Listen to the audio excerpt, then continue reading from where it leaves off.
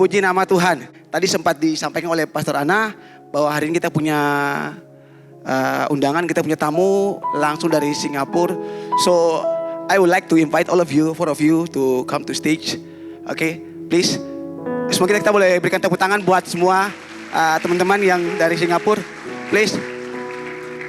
Oke, mereka ini Mission Day Harvest dari City Harvest Church Singapura.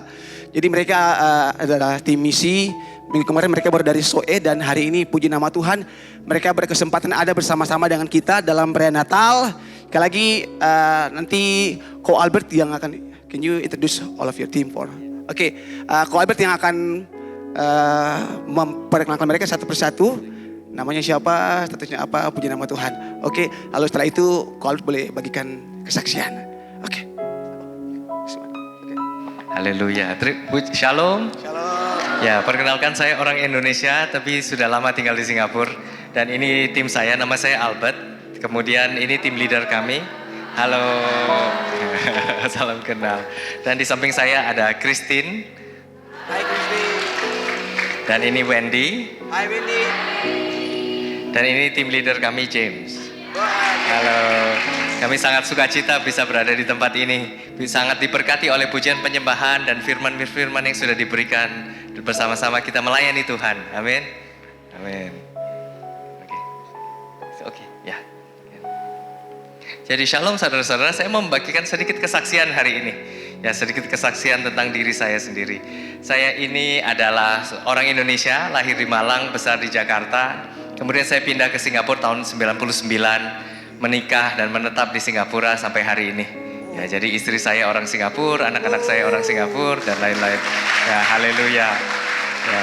Jadi sejak kecil saudara-saudara, saya ini seorang penggemar komputer.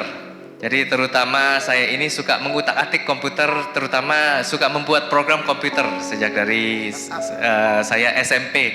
Saya suka bikin-bikin program komputer sendiri di rumah berjam-jam. Jadi saat saya melihat orang-orang seperti Steve Jobs gitu, penemu Apple komputer ya, itu seperti sebuah mimpi, sebuah impian atau sebuah keinginan untuk bisa menjadi startup teknologi, pendiri startup teknologi sama seperti mereka. Ya, jadi kemudian Tuhan membuka jalan di mana di tahun 2014 kami memiliki sebuah ide dan ide tersebut jalan. Kita mengalami pertumbuhan dan kita juga mengalami kesuksesan dalam mendapatkan pendanaan. Kita mengalami kesuksesan dalam pendanaan, jadi kita mendapatkan pendanaan sekitar 5 miliar. Dan kemudian dari pendanaan 5 miliar tersebut kita berekspansi. Jadi kita buka kantor di Hong Kong, buka kantor di Taiwan, dan buka kantor di Indonesia dan Filipina juga. Kita berkembang terus. Kemudian suatu hari pada saat saya sedang sibuk bekerja mengejar impian saya hadir di suatu pertemuan seperti pertemuan yang seperti ini. Ya, kemudian di mimbar ada seorang pembicara. Pembicaranya adalah seorang pengusaha Kristen yang sangat sukses di Papua. Tapi kemudian dia melakukan banyak sekali pengorbanan untuk supaya Injil bisa disebarkan. Dan pengorbanan yang dia lakukan itu sangat membuat dia mengalami banyak kesulitan.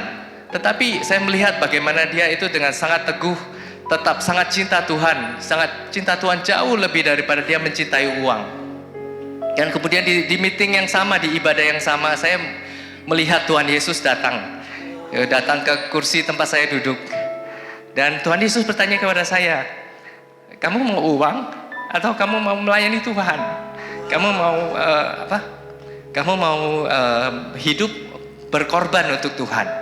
Ya, kemudian saya berdoa, saya berbicara dengan istri saya. Kami memutuskan untuk memilih untuk hidup, untuk melayani Tuhan, untuk berkorban demi Tuhan.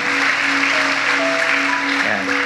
Jadi kemudian di saat tersebut usaha saya yang tadinya sedang maju kencang dan kami sedang berusaha mencari pendanaan. Kemudian semua pintu seperti tertutup saudara-saudara. Kemudian banyak sekali kegagalan dan kesulitan yang di luar dari kontrol tangan saya. Dan bisnis kami mengalami banyak sekali kemunduran dan kesulitan. Dan kemudian suatu hari saat saya sedang pusing memikirkan usaha, di malam hari melihat laptop saya, istri saya melihat saya dan dia bertanya kepada saya, Albert, apakah mau kita sama-sama pergi ke pelayanan misi? Ya, jadi Jadi kita sama-sama pergi misi. Ini pertama kali saya pergi misi, saudara-saudara. Ini kita misi ke kota Probolinggo. Jadi di kota Probolinggo tersebut kita mengalami lawatan Tuhan, jamahan Tuhan. Kemudian Tuhan berbicara kepada kami, suami dan istri, bahwa kami harus setiap bulan menyisihkan uang untuk memberikan kepada misi-misi di luar. Dan Tuhan terus memanggil kita untuk pergi misi juga. Jadi kita sering berpikir, kok kita sudah berkekurangan, Tuhan masih minta kita memberi terus. Ya, tapi kami taat, seperti kata Pastor Lady, kami taat terus. Ya, jadi semakin kita taat, usaha kami diberkati. Ya, haleluya. Jadi saya ada bisnis kedua, bisnis yang lain, dan Tuhan memberkati bisnis itu. Saat kami melalui COVID, orang lain mengalami kesulitan, kami justru berkembang. Keuntungannya semakin besar, semakin banyak. Jadi puji Tuhan, bahkan saat melalui COVID ini kami mendapat kontrak besar sebesar lebih dari 10 miliar rupiah dan membawa terobosan-terobosan baru dalam bisnis. Jadi semakin kita melayani Tuhan, semakin kita memberi kepada Tuhan, Tuhan memberkati terus. Namun apa yang saya sangat hargai, yang saya sangat mustikakan adalah bahwa Tuhan sudah merubah mimpi saya. Bukan hanya dulunya mencari untuk ambisi pribadi, untuk keinginan pribadi, tapi Tuhan mengambil apa yang saya inginkan dan merubah supaya untuk bisa membantu dan membangun kerajaan surga, membangun kerajaan Tuhan. Amin.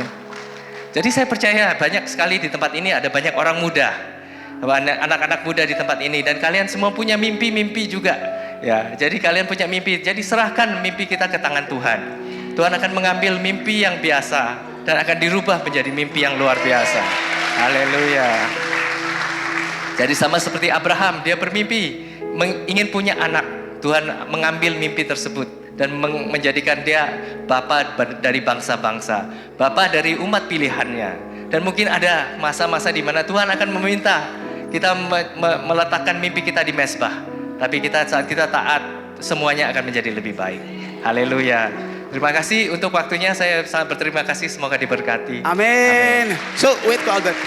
So it means that great cause equal to great blessing, right? Haleluya. Tepuk tangan buat Yesus, haleluya. Amin. Okay, great cause equal to great blessing. Yes. Jadi terima kasih hari ini udah boleh share dengan semua teman-teman di sini. Saya yakin bahwa di antara mereka akan ada yang menjadi penerusnya Ko Albert. Haleluya. Punya usaha sekaligus berkati pekerjaan Tuhan. Amin. Tepuk tangan buat Tuhan Yesus, haleluya. Thank you. Puji nama Tuhan. Kita boleh bilang untuk orang di kiri kanan, malam hari ini Anda pasti diberkati. Tonight you're gonna be blessed. Haleluya.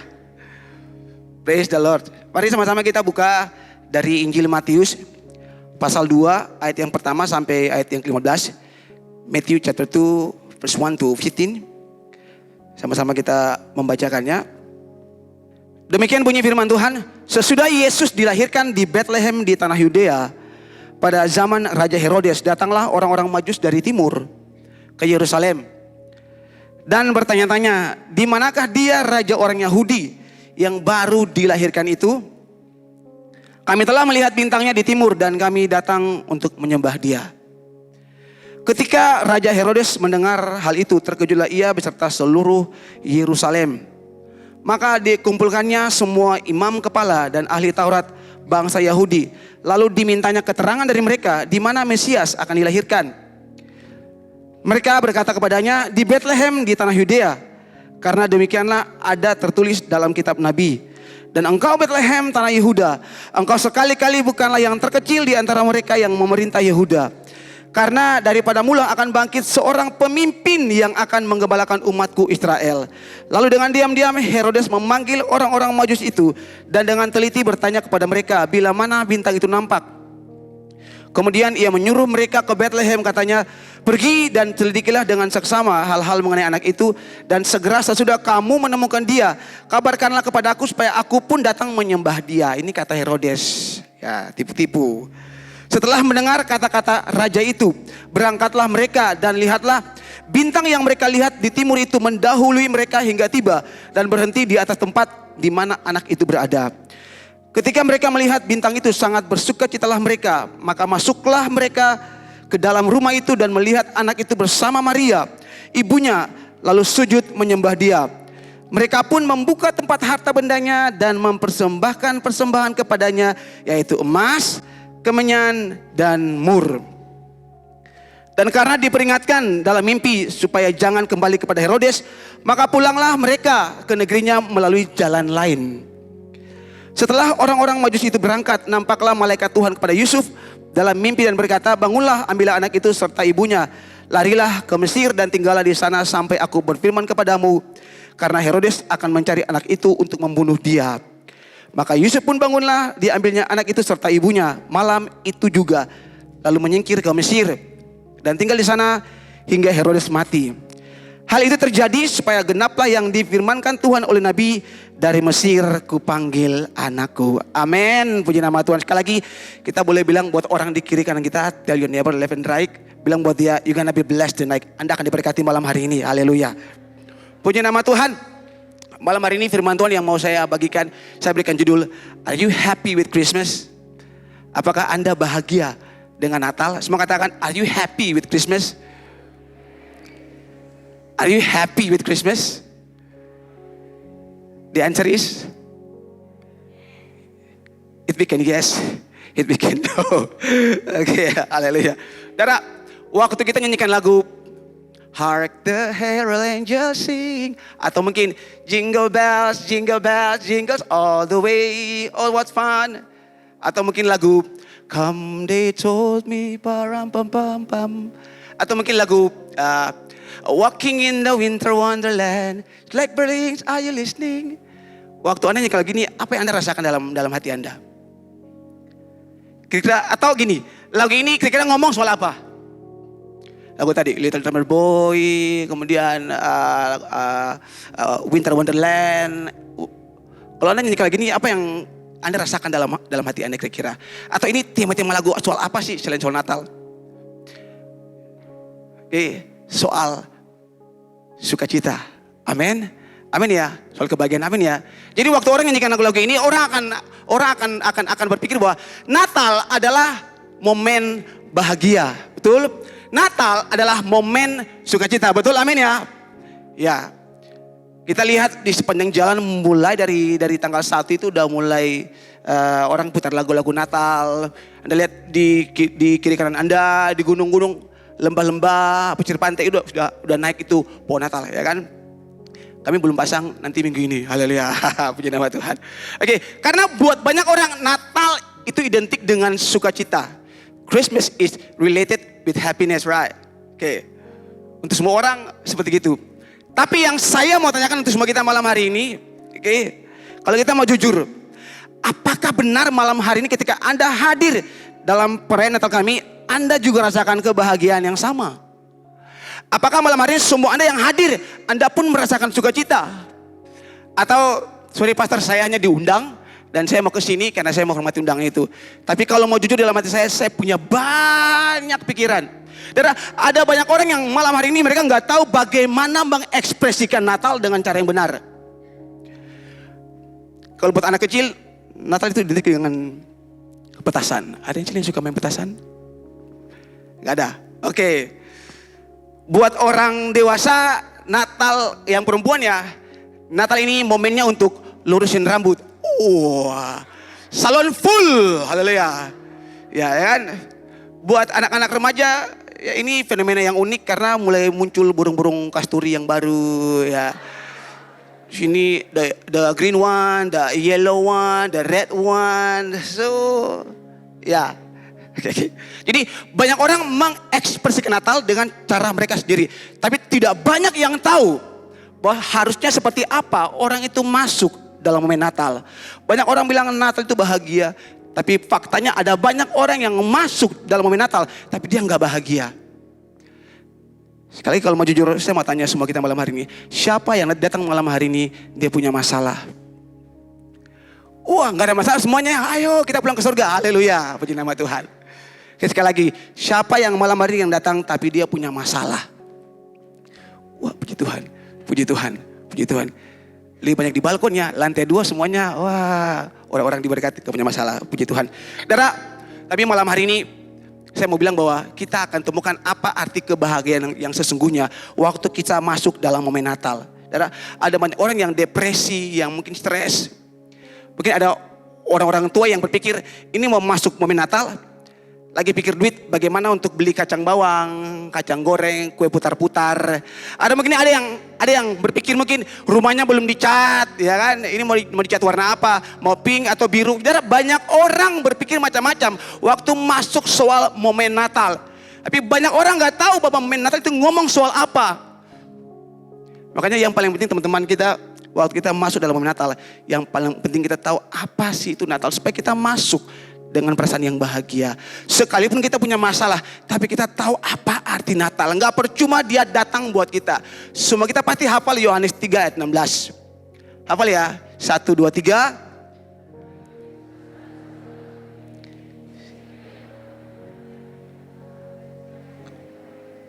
Tidak binasa. Semua kita hafal, ya kan? Tapi benarkah demikian? Puji nama Tuhan, saudara. Karena banyak kali orang punya ekspektasi sangat tinggi waktu masuk dalam momen Natal. Tapi ketika itu semua tidak tercapai, dia lalu kecewa sama orang tuanya, dia mungkin lalu kecewa sama Tuhannya. Ada mungkin orang-orang yang masuk dalam momen Natal tapi dia udah kehilangan orang-orang yang dikasih mungkin, ya kan? Jadi karena banyak orang tidak tahu apa arti Natal yang sesungguhnya, maka orang masuk momen Natal tidak dengan perasaan bahagia. Saudara, ini hal yang perlu kita luruskan di malam hari ini, dan lewat kisah orang Majus. Oke, lewat kisah orang Majus kita akan lihat, saudara, bagaimana untuk meningkatkan kadar sukacita kita, bagaimana untuk kita bisa tetap bahagia waktu kita masuk dalam momen Natal. Itu yang paling penting, kan? Dan kita lihat bahwa orang Majus adalah orang bijak dari timur, dan mereka melihat bintang, tadi kata firman Tuhan, mereka melihat bintang sebagai tanda kelahiran raja yang baru di Israel. Dan mereka ingin menghormatinya dengan membawa hadiah. Lalu kemudian mereka melakukan sebuah perjalanan yang panjang untuk menemukan raja baru yang baru lahir itu. Dan lewat kisah mereka malam hari ini kita akan melihat bagaimana kita dapat terus bahagia di hari Natal. Jadi malam hari ini saya akan share 3 poin. Semua katakan 3 poin. 3 pelajaran yang bisa kita lihat dari orang Majus ini. Dan saya berikan, singkat saya sebutkan 3 poin ini dengan 3 W. Coba katakan 3 W. Oke, 3 W. Nah, dengan cepat. Yang pertama, W yang pertama. Jadi bagaimana harusnya kita bersikap dengan benar waktu kita masuk dalam Natal. Supaya kita bahagia, saudara. Nah, W yang pertama. Mari kita tanyakan buat diri kita. What do you seek? Seperti orang Majus, what they seek? Malam hari ini juga saya mau tanyakan buat semua kita. What do you seek? Apa yang kamu cari? Waktu Natal, apa sih orang cari gitu? Jangan salah, Natal bukan waktunya untuk cari sepatu baru, baju baru di MCM, di ACC, bukan, saudara. Oke. Tapi bagaimana kita masuk dengan pola pikir yang benar, dengan sikap hati yang benar waktu Natal. Apa yang Anda cari? Saudara, perhatikan baik-baik. Mindset yang pertama di malam hari ini untuk semua kita. Kebahagiaan Anda itu berhubungan langsung dengan apa yang Anda cari. Amin. Sekali lagi, kebahagiaan Anda berhubungan langsung dengan apa yang Anda cari. Your happiness is directly related to what it is you seek. Kebahagiaan itu berhubungan langsung dengan apa yang Anda cari. Saya mau tanya semua Anda di malam hari ini. Apa yang ingin Anda dapatkan dari Natal? Apa yang membuat Natal itu begitu indah buat Anda? Memuaskan Anda? Ya mungkin kita gak punya salju ya. Oke. Mungkin kalau Anda ke luar negeri, ya puji Tuhan. Saya berdoa supaya ya beberapa di antara Anda bisa rayakan Natal di luar negeri, nikmati salju, amin. Ya Pastor Lady yang paling pertama mungkin haleluya, puji nama Tuhan, amin, ya haleluya. Oke. Saudara, mungkin kita berpikir bahwa Natal ini saatnya saya dapatkan kado yang terbaik. Tapi tadi di awal saya katakan, kadang orang menjadi kecewa karena dia punya ekspektasinya tinggi. Tapi faktanya apa yang dia dapatkan itu gak terjadi. Oke, lalu orang mulai kecewa. Kenapa? Karena masalahnya adalah karena Anda mencari hal yang salah. Waktu Anda masuk dalam momen Natal, Anda mencari hal yang salah. Oke. Orang Majus dia menunjukkan kepada kita bagaimana kita bisa tetap bahagia di hari Natal dengan mencari hal yang benar. Bukan mencari hal-hal yang sifatnya jasmani yang memuaskan daging kita. Kita lihat ayat yang kedua. Orang Majus katakan begini. Oke, di dalam ayat yang kedua dikatakan begini. Di manakah dia raja orang Yahudi yang baru dilahirkan itu? Kami telah melihat bintangnya di timur. Dengar baik-baik. Ini sikap yang benar waktu Anda masuk dalam momen Natal. Apa yang Anda cari? Dengar baik-baik. Kata orang Majus, dan kami datang untuk menyembah Dia. Untuk apa saudara? Untuk apa saudara? Untuk menyembah Dia. Kata orang Majus, mereka datang untuk menyembah Dia. Waktu Anda ke sini dalam hari Natal, apa yang Anda cari? Apa yang Anda cari? Saudara, ini yang perlu kita cari. Ini yang perlu kita nantikan waktu Natal tiba. Sebuah pengalaman pribadi dengan Tuhan Yesus. Amin. Saudara, saya rindu semua kita yang ada di malam hari ini, yang di balkon lantai 2. Semua kita, saya rindu lewat momen Natal di malam hari ini, saudara, kita mengalami perjumpaan pribadi dengan Tuhan. Tadi saya berdoa, saya minta Tuhan jangan lewatkan satu pun di antara semua kami yang hadir malam hari ini. Semua kami pulang dengan mengalami perjumpaan pribadi dengan Tuhan Yesus. Haleluya. Amin. Sekarang pertanyaannya, apa itu penyembahan? Apa itu menyembah? Karena tadi kata orang Majus, waktu mereka datang supaya mereka bisa bahagia, mereka datang untuk menyembah Yesus. Apa itu penyembahan? What is worship? Saudara, waktu saya merenungkan ayat ini, waktu saya bikin khotbah ini, saya dengar dengan jelas, God is very clearly spoke to me. I mean, worship is relationship. Penyembahan itu menyangkut hubungan. Dan yes, saudara, tadi waktu diputarkan video di awal tadi, saudara, kita juga lihat apa yang disampaikan oleh Ibu Gembala Sidang, Ibu Pastor Leni. Saudara, penyembahan itu bicara soal hubungan kita, kedekatan kita dengan Tuhan, hati kita. Itu penyembahan. Worship is relationship. Semua katakan worship is relationship. Semua katakan. Saudara, penyembahan itu hubungan. Saudara, kita menyembah apa yang kita kenal. Orang boleh menyembah apa yang enggak mereka kenal. Kita hadir malam hari ini karena kita menyembah apa yang kita kenal. Jadi waktu Anda di sini, Anda angkat tangan when you worship, please make sure that you know who is Jesus. Pastikan bahwa ketika Anda hadir malam hari ini, waktu Anda angkat tangan, Anda menyembah, Anda tahu siapa itu Yesus. Anda bukan cuma sekedar hadir karena diundang, bukan. Tapi pastikan malam hari ini Anda mengenal siapa itu Yesus. Pribadi yang mana, pribadi seperti apa yang Anda sembah malam hari ini. Itu yang paling penting, teman-teman. Kalau enggak, Anda akan lewatkan arti Natal yang sesungguhnya. Anda mungkin hadir, bisa salam-salaman, bisa pulang, cipika-cipiki, terima nasi kotak selesai ini, terus pulang, selesai. Tapi Anda nggak pernah temukan arti kebahagiaan Natal yang sesungguhnya. Orang Majus bilang, Natal itu waktunya untuk datang menyembah Tuhan. Natal itu waktu yang paling tepat untuk mengenal siapa itu Juru Selamat. Darah orang Majus ini bukan orang kita seperti kita ya, saudara. Ini mereka orang yang mungkin mereka nggak kenal Tuhan. Tapi dengan tuntunan bintang itu, mereka tahu ada seorang raja yang akan lahir. Kata mereka, kami mau datang untuk menyembah Dia. Yang berikut saya mau tanya sebagai kita di malam hari ini, apakah Anda kenal Yesus? Yang kenal Yesus boleh angkat tangannya. Yang kenal Yesus? Tidak semua. Lalu yang sing angkat tangan nih, yang sing angkat tangan nih apa? Saya ulangi sekali lagi. Apakah Anda mengenal siapa itu Yesus? Angkat tangan Anda yang merasa bahwa Anda kenal siapa itu Yesus, angkat tangan. Sekarang banyak ya, turunkan tangan. Tapi saudara, soal pengenalan itu tidak gampang. Pengenalan itu nggak gampang. Because to knowing is to growing. Semua katakan to knowing is to growing. Kayak gini, waktu Anda brojol, when you was born, right? Waktu Anda lahir ya. Apakah waktu Anda lahir langsung Anda bilang, papa, mama, gitu, ya kan? Atau waktu digendong, waktu Anda digendong baru lahir, terus Anda bilang, halo mami. Ya kan, saudara kan? Tapi seiring waktu, ketika Anda mulai bertumbuh, baru Anda mulai kenal, oh ini papi saya yang kumisan seperti Pak Raden, ya kan? Oh ini papi saya yang pelontos botak seperti bola kaki, contoh misalnya kan? Oh ini mami saya, ya kan? Seiring waktu ketika Anda bertumbuh, baru Anda mulai mengenal siapa orang tua Anda. Darah sama. Dalam hubungannya dengan Tuhan, kalau Anda bilang Anda mengenal siapa itu Yesus, pastikan bahwa Anda bertumbuh di dalam Dia. Makanya to knowing is to growing. Kalau Anda nggak bertumbuh, Anda nggak mungkin kenal Tuhan. Siapa itu Tuhan Anda? Kalau Anda nggak bertumbuh, Anda nggak mungkin kenal siapa itu Yesus. Seperti anak kecil itu, seperti bayi itu. Seiring waktu dia kenal siapa papanya, dia kenal siapa mamanya. Amin ya. Makanya untuk mengenal pribadi Yesus, Anda perlu bertumbuh, Anda perlu ada di komunitas yang tepat. Bilang buat orang kiri kanan, ada di komunitas yang tepat. Oke, ada di komunitas yang tepat. Itu penting teman-teman. Oke, saya bersyukur, berterima kasih sekali lagi untuk semua yang boleh berkesempatan hadir di malam hari ini.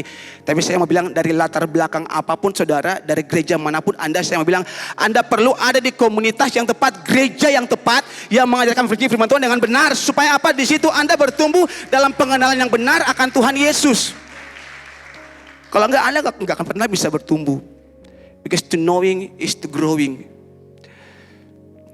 Amin. Bilang orang kiri kanan, lihat dia. Aku bilang buat dia, to knowing is to growing. Haleluya. Amin. Dan ini bawa saya kepada poin yang kedua. W yang kedua, bagaimana apa yang kita harus lakukan supaya waktu kita masuk dalam momen Natal, kita alami kebahagiaan. Kita temukan arti kebahagiaan yang sesungguhnya waktu kita masuk dalam momen Natal. W yang kedua, mari kita tanyakan buat diri kita. Oke. Where do you look? Kemana Anda melihat? Kemana Anda mencari? Tadi yang pertama apa? What do you? The second one is where do you look? Kemana Anda melihat? Kemana Anda mencari? Saudara, ingat ya, kalau Anda bisa mencatat, silakan mencatat, itu lebih baik. Nah, mindset yang kedua, saudara, kebahagiaan Anda itu berhubungan langsung dengan kemana Anda melihat, kemana Anda mencari. Your happiness is directly related to where do you look. Dan kita belajar bahwa dari orang Majus bahwa ada tempat yang salah dan ada tempat yang benar untuk mencari arti Natal. Dari orang Majus mereka memulai dengan mencari di tempat yang salah. Waktu mereka melihat bintang, waktu mereka lihat bintang, muncul kata firman Tuhan, kata Alkitab, mereka oh ya ini di Yerusalem. Lalu mereka ke istana Herodes. Ya, tangkap ya, ikuti ya. Waktu mereka lihat bintang, oh ini akan lahir seorang raja. Aha, oke, let's go. Ayo kita ke Herodes. Ayo kita ke istana Herodes di Yerusalem. Tapi ternyata mereka mencari di tempat yang salah. Kenapa? Karena kita mencatat bahwa waktu Herodes mendengar hal itu, lalu dia berikhtiar untuk membunuh Yesus. Ya kan? Jadi, saudara, kita belajar bahwa ternyata ada tempat yang benar dan ada tempat yang salah untuk kita mencari. Oke. Seperti orang Majus, kadang kita mencari kebahagiaan di tempat yang salah. Anda salah jika Anda berpikir bahwa Anda bisa mendapatkan kebahagiaan ketika Anda punya banyak teman. Anda salah kalau Anda berpikir bahwa ketika Anda punya pacar Anda akan bahagia. Anda salah ketika Anda berpikir bahwa ketika Anda punya materi Anda akan bahagia. Salah. Karena kebahagiaan tidak bergantung pada semua itu. Amin. Semua ini akan bisa meninggalkan Anda satu saat. Tapi Yesus gak pernah tinggalkan Anda. Amin. Bilang orang kiri kanan, Yesus gak pernah tinggalkan Anda. Jesus never leave you. Haleluya. Oke, anak muda Anda mungkin berpikir Anda bisa bahagia ketika Anda punya komunitas yang namanya geng motor mungkin. Yang perempuan suka duduk ngerumpi, wah sini sana. Ada kayak gini. Kalau Anda kenal orang ini bilang, hi. Kenal ya, kenal. Oke. Banyak orang mencari kebahagiaan dengan seks bebas, pacaran sembarangan, ngedrugs, narkoba. Karena orang berpikir bahwa kesenangan bisa dicari dengan hal-hal yang seperti begini. Padahal kalau mau jujur saudara, kalau mau jujur ini semua semu. Betul ya, amin ya. Betul ya. Orang cari pergaulan yang bebas. Dia pilih temannya. Puji Tuhan kalau Anda pilih teman yang benar, kayak teman yang takut Tuhan. Puji Tuhan kalau Anda ada di komunitas yang takut Tuhan, puji Tuhan. Oke. Kalau Anda ada di luar, dan saya nggak tahu jadi apa dengan Anda.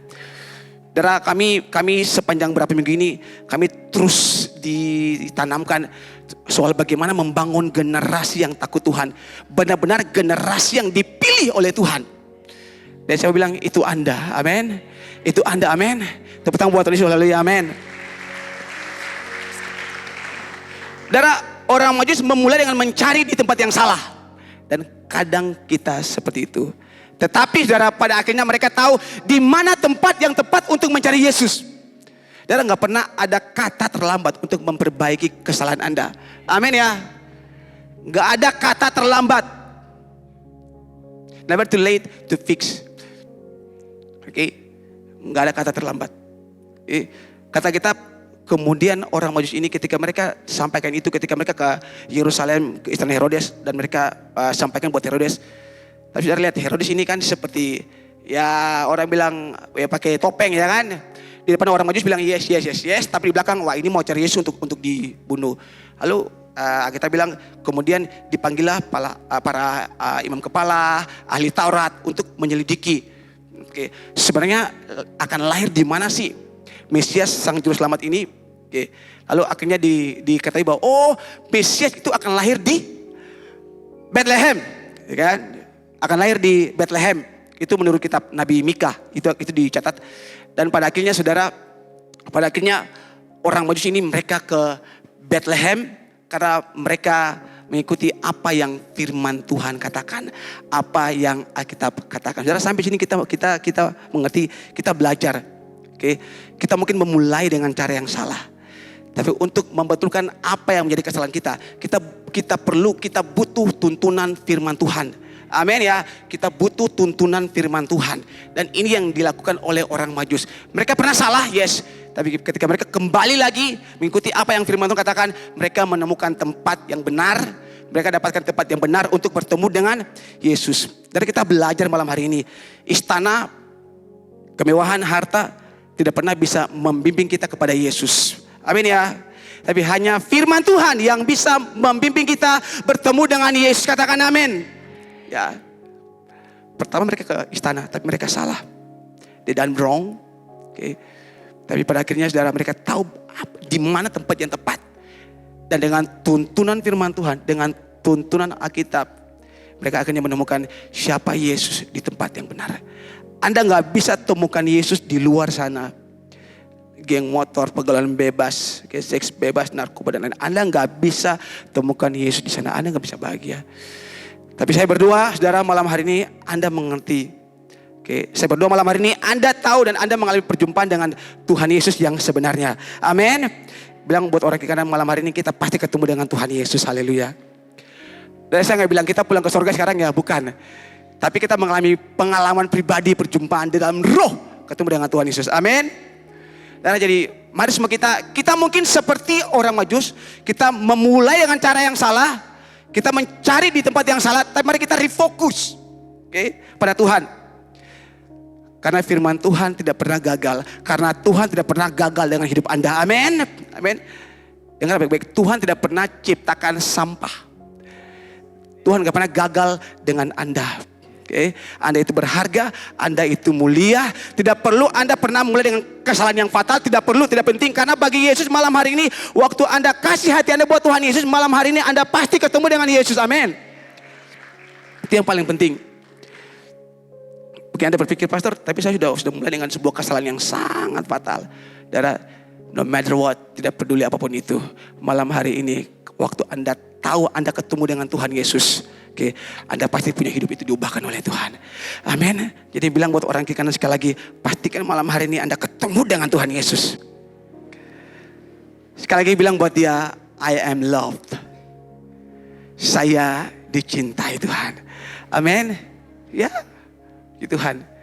Jadi saudara, masa depan Anda nggak berakhir hanya karena Anda pernah buat satu kesalahan. Tidak. Kembali firman Tuhan kasih garansi buat Anda. Masa depan yang gilang gemilang itu menjadi bagian milik Anda. Amin. Yeremia 29 ayat yang ke-11. Saudara, itu master plan-nya Allah bagi Anda. Bukan rancangan kecelakaan. Rancangan damai sejahtera. Untuk apa? Memberikan kepadamu hari depan yang penuh pengharapan. Amin. Tepuk tangan buat Tuhan. Haleluya. Amin. What do you seek? What do you look? And the last one, yang terakhir, yang ketiga, what do you give? Dan saya singkat saja, what do you give? Apa yang kamu berikan? Seperti orang Majus. What do you seek? What do you look? Dan what do you give? Apa yang Anda berikan? Dari ini mindset yang ketiga. Kebahagiaan Anda itu berhubungan langsung dengan apa yang Anda beri. Orang Majus, mereka bertemu dengan Yesus, mereka bawa hadiah. Dan ya, saudara, semua yang dicatat dalam Alkitab, saudara, itu profetik. Ya. Waktu mereka bawa emas, kemenyan, dan mur, saudara, itu bukan kebetulan. Itu bukan ke Mr. DIY lalu lihat, oh ada cara yang baru, yang bagus, diambil. Saudara, bukan. Mereka benar-benar mempersiapkannya dalam tuntunan roh. Saya percaya itu profetik. Kenapa? Karena waktu mereka bawa emas, mereka lagi menyatakan bahwa ini hadiah untuk seorang raja. Amin ya. Waktu mereka bawa kemenyan, mereka tahu ini seorang imam. Karena itu kemenyan dipakai oleh seorang imam untuk mempersembahkan sesuatu di bait Allah untuk pimpin ibadah. Itu kemenyan. Jadi waktu mereka datang, mereka bawa kemenyan. Mereka sementara mengakui bahwa Yesus adalah imam besar agung. Dan dia akan bawa kita kepada Tuhan. Itu profetik, teman-teman. Dan waktu mereka bawa mur. Saudara tahu mur? Mur ini hadiah untuk orang mati. Ya, profetik. Mur ini hadiah untuk orang mati. Ini adalah minyak wangi yang digunakan untuk meminyaki jenazah sebelum penguburan. Jadi ketika mereka membawa mur kepada Yesus, mereka lagi mengakui bahwa Yesus telah datang dan dia akan mati untuk tebus semua dosa umat manusia. Amin. Emas, kemenyan, dan mur. Saudara, ini profetik. Mereka tahu apa yang mereka beri. Mereka tahu apa yang terbaik yang mereka mau kasih buat Tuhan.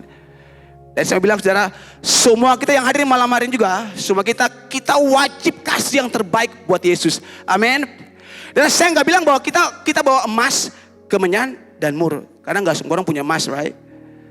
Oke. Dan saya tidak ngomong soal bagaimana membawa persembahan secara jasmani, bukan. Tapi bolehkah malam hari ini saya bilang, bolehkah malam hari ini kita kasih hidup kita, hati kita buat Yesus? Kita mengasihi hidup kita untuk orang-orang di sekitar kita yang kita tahu mereka belum diselamatkan. Terima kasih kok Albert boleh sharing bagaimana beliau memberikan hidupnya buat Tuhan. The best gift to Jesus. Bagaimana dia serahkan hidupnya buat Tuhan. Dari dia punya usaha tapi dia mau melayani Tuhan dalam pelayanan misi. Dari apa sih yang bisa kita berikan yang terbaik buat Tuhan? Oke. Kita gak punya emas, kemenyan, dan mur, tapi kita masih punya hidup kita, amin, yang kita bisa kasih buat Tuhan. Itu yang paling penting, teman-teman. Oke. Mungkin orang tua kita yang belum mengenal Tuhan, teman-teman kita di kampus yang belum mengenal Tuhan, apa yang bisa kita lakukan untuk mereka sebagai persembahan kita untuk Tuhan? Apa yang kamu berikan untuk Natal di tahun ini? Dan saya nggak bilang soal kado. Tapi bagaimana kalau kita kasih waktu kita, luangkan waktu kita untuk orang-orang di sekitar kita. Oke? Dan saya kasih garansi buat Anda. Ketika Anda mencari hal yang benar, ketika Anda mencari di tempat yang tepat, ketika Anda memberikan pemberian yang tepat, oke, maka Anda akan bersuka cita. Anda akan jadi orang yang paling bahagia di hari Natal. Amin. What do you seek? What do you look? What do you give? Dan ingat, ini 3 poin penting untuk mengantar kita masuk dalam momen Natal. Dan saya nggak akan ngomong panjang lebar. Saya mengakhiri saya punya khotbah ini dengan sebuah kesaksian, saudara. Jadi ketika saya diminta oleh Ibu Gembala Sidang, Pastor Leni, untuk sampaikan firman Tuhan di Natal, saya bilang, Tuhan, saya mau ngomong apa? Gitu ya. Tuhan, saya mau bagikan apa buat teman-teman muda nanti ketika Natal. Dan dalam sebuah momen penyembahan di ibadah Minggu Raya, saya dengar dengan jelas waktu saya berdiri di sana. Saya dengar dengan sangat jelas waktu saya tanya, Tuhan, apa yang mau saya bagikan untuk generasi ini, Tuhan? Apa yang saya mau bagikan buat mereka, waktu mereka masuk momen Natal, mereka tahu apa yang harus mereka lakukan. Dan saya dengar dengan jelas Tuhan bilang begini, bring them to the nation, send them to the nation. Tuhan bilang, bawa mereka ke marketplace, bawa mereka ke dunia, tuntun mereka, utus mereka ke dalam dunia, send them to the nation. Oke. Dari ini bukan ngomong soal negara, bukan. Tapi bagaimana supaya hidup Anda itu berdampak di sekitar Anda. Bagaimana supaya hidup Anda itu punya impact yang besar. Saudara, Anda setuju atau tidak? Kita adalah generasi terakhir yang Tuhan persiapkan sebelum kedatangan Tuhan Yesus. Amin. Saya ulang sekali lagi. Kita adalah generasi terakhir yang Tuhan sementara persiapkan sebelum kedatangan Tuhan Yesus. Anda setuju atau tidak? Ini fakta, saudara. Kalau kita mau jujur, kita lihat, saudara, begitu banyak hal yang terjadi pada masa-masa ini. Saudara, mereka jauh-jauh dari Singapura ke sini. Mereka bilang karena mereka tahu bahwa revivals started from the east. Okay. Karena mereka tahu kebangunan itu dimulai dari timur. Di mana timur? Di mana timur? Di mana timur? Dan mereka sendiri punya hati buat kota kita. Amin ya. Bagaimana dengan kita? Amin ya. Yes. Nah, tadi pagi kami ke gunung, kami berdoa dengan mereka. Dan waktu kami berdoa kami lihat kota Ambon. Saya bilang, Tuhan terima kasih karena Tuhan bawa ini orang-orang yang gak kenal Ambon. They never knew about Ambon, right? But God brings them here to pray for Ambon. Tapi Tuhan bawa mereka ke sini untuk berdoa bagi kota Ambon. Pertanyaan saya, bagaimana dengan Anda? Apakah Anda pernah berdoa buat kota Anda? Apa yang sudah Anda buat bagi kota Anda? Anda yang kuliah, pernahkah Anda berdoa buat kampus Anda? Anda yang kerja, pernahkah Anda berdoa buat kantor di mana Anda kerja? Amin. Bilang orang kiri kanan, pernahkah sih? Dan sekali lagi, Anda ini generasi terakhir yang Tuhan persiapkan menjelang kedatangannya, amin. Dan saya percaya Tuhan akan mencurahkan kuasanya 2 kali lebih hebat buat semua Anda, haleluya, amin, malam hari ini. Haleluya. Tuhan akan pakai Anda dengan dahsyat untuk mempengaruhi komunitas tempat di mana Anda berada. Haleluya. Saya percaya bahwa rohnya akan dicurahkan 2 kali lebih hebat, haleluya, buat Anda. Tapi dengar, itu hanya terjadi ketika Anda kasih hidup Anda buat Tuhan Yesus. Anda yang selama ini cari hal yang salah, mencari di tempat yang salah, Anda gak tahu bagaimana seharusnya bertemu dengan Tuhan Yesus. Saya bilang malam hari ini, kasih hidupmu buat Tuhan Yesus. Amin. Tuhan akan pakai Anda untuk merubah rumah tangga Anda, keluarga Anda, teman Anda. Amin. Ya, kalau Anda percaya, itu akan jadi buat Anda. Amin.